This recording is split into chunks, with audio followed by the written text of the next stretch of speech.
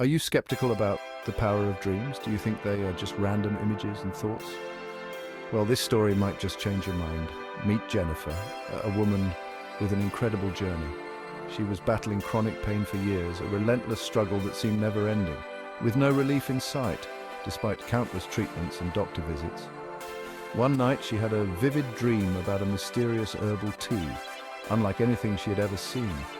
In the dream, an old healer handed her a cup and whispered, "This will heal you."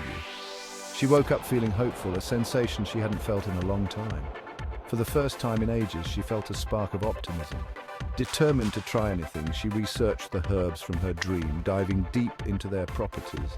Amazingly, she found a blend that matched her vision. She brewed the tea and began drinking it daily, making it a part of her routine. Within weeks, her pain started to fade. She felt lighter, healthier, like a new person, reborn. Jennifer's dream didn't just give her a remedy, it gave her hope and a second chance at life. Sometimes the answers we seek come from the most unexpected places, like a dream. So, next time you dream, pay attention.